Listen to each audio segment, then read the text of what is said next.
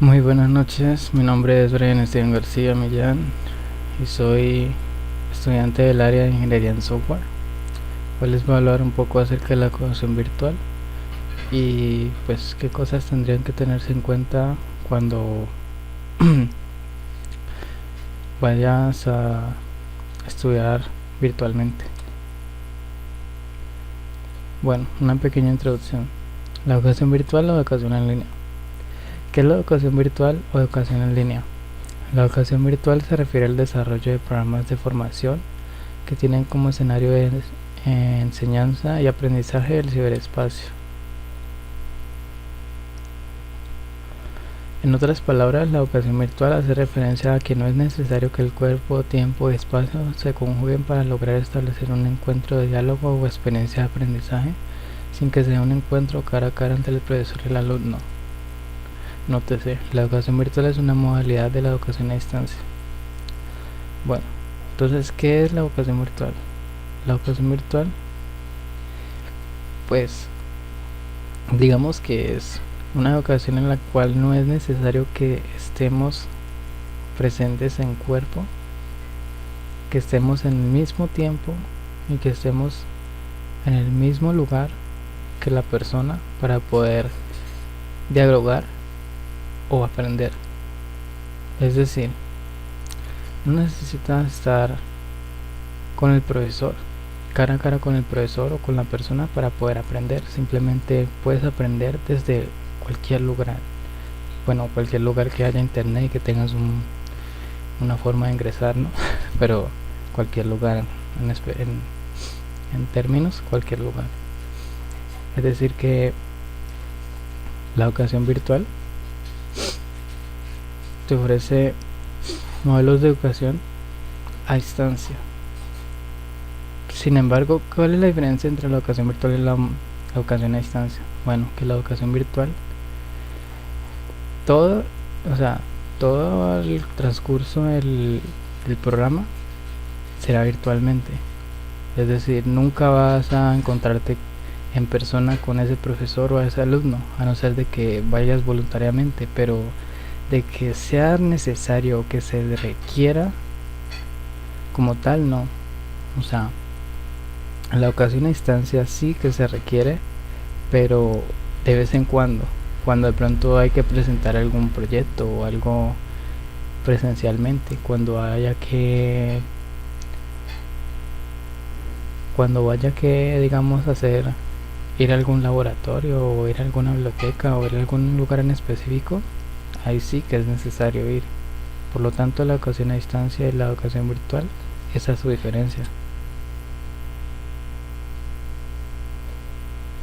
¿Qué objetivos tiene la educación virtual? Un programa virtual está destinado a la orientación, organización personal, fomentación de las buenas prácticas y manejo de recursos a nivel virtual, tales como plataformas, entornos, bibliotecas, referencias, libros, programas y páginas web en un inicio, como también flexibilidad de horarios para acomodo personal. Es decir, un programa virtual tiene que estar orientado, tiene que tener una organización y tiene que fomentar buenas prácticas y el manejo de los recursos. ¿Por qué? Porque qué tal que tú tengas una plataforma en la que no entiendas ni siquiera cuando te metes qué tienes que hacer, hacia dónde tienes que ir, cómo tienes que hacerlo, o prácticamente te encuentres que la página está en chino. Exactamente, entonces no vas a poder hacer nada con esta plataforma y con los entornos que hay en la plataforma. Las bibliotecas tienen que tener sus recursos, sus buenos recursos, sus referencias, sus libros, pero tienen que ser bibliotecas estructuradas. Las referencias tienen que tener una buena referencia, o sea, tienen que ser buenas referencias, ya sea referencias a libros, referencias a programas, debe ser referencias de calidad. Los libros tienen que ser completos o tienen que ser, o sea, debe haber información útil y que nos sirva para aprender. También pues lo bueno de la educación virtual es que ofrece bastante flexibilidad de horarios. para el acomodo personal.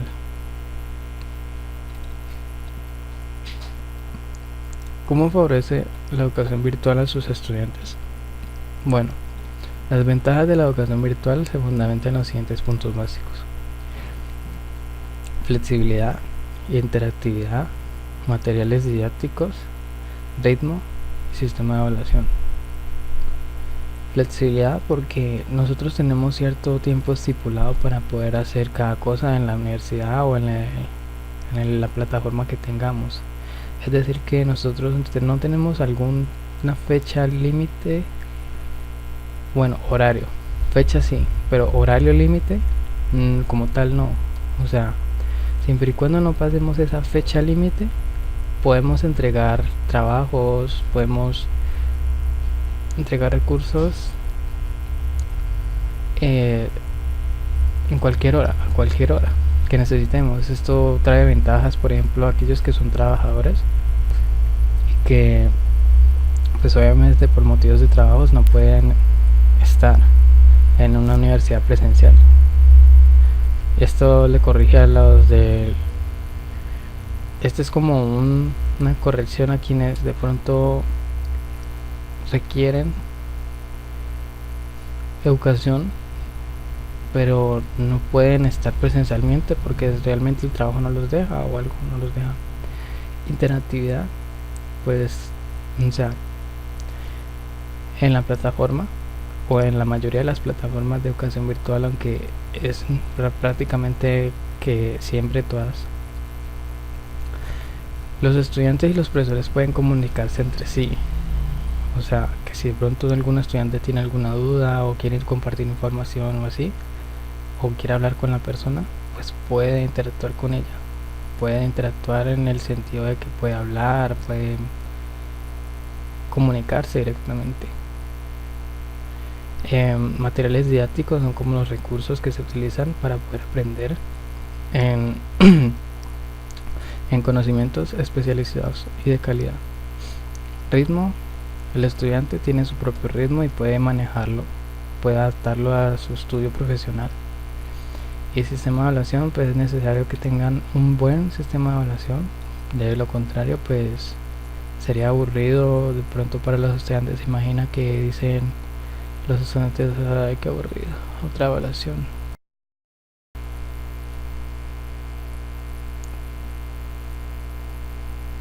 Aquí vemos algunas imágenes.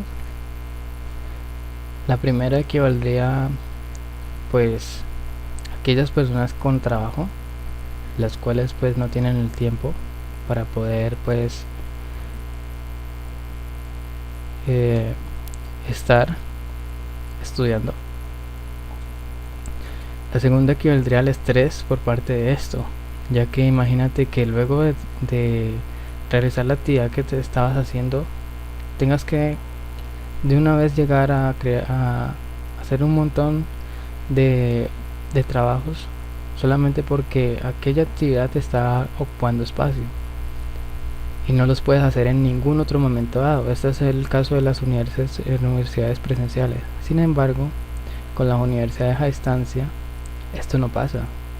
O sea, es completamente diferente ver a este señor aquí que ver a este señor aquí.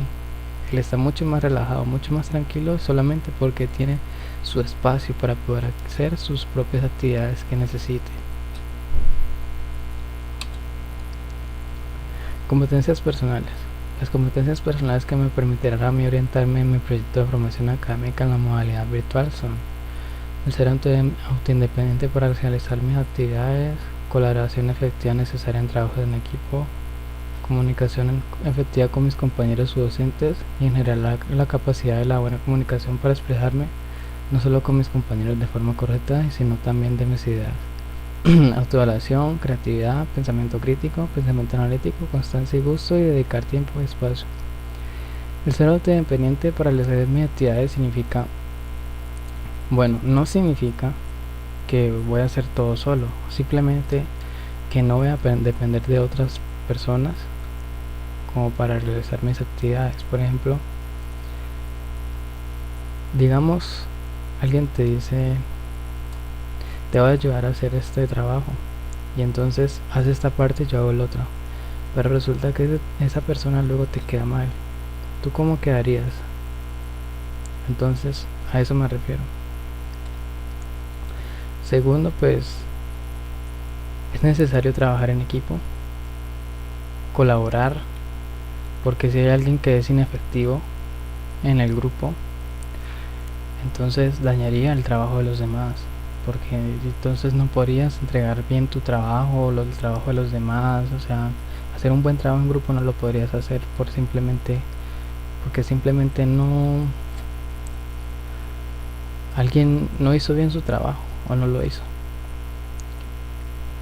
En el tercer punto, pues si si tú tienes una idea para aportar, es muy importante expresártela de la mejor forma a tus compañeros, ¿no? Porque si no, ellos no te van a entender o no van a poder, o no les vas a convencer de mucho la idea de colocar esa idea que tú tienes en su trabajo. Autoevaluación, pues irse mejorando. O sea, primero darse una evaluación de cómo estoy haciendo yo las cosas, y luego a partir de eso encontrar fallas y ir mejorando aquello que de pronto no está ayudando mucho en la forma que yo hago las cosas. Creatividad, es muy importante tener buena creatividad. Pensamiento crítico, tienes que poder mirar desde un objetivo lo que estás leyendo.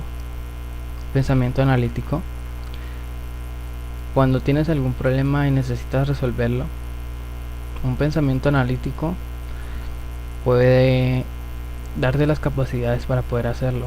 Constancia y gusto, es necesario tener constancia y gusto, porque si no tienes constancia, pues no vas a aprender.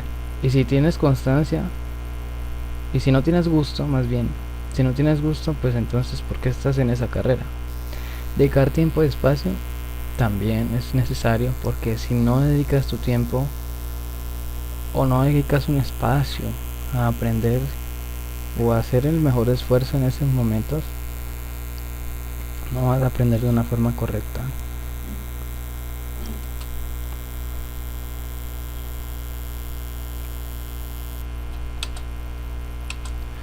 Aquí está la bibliografía de las páginas que yo utilicé para poder hacer esta presentación. Muchas gracias a todos. Mi nombre es Brian García.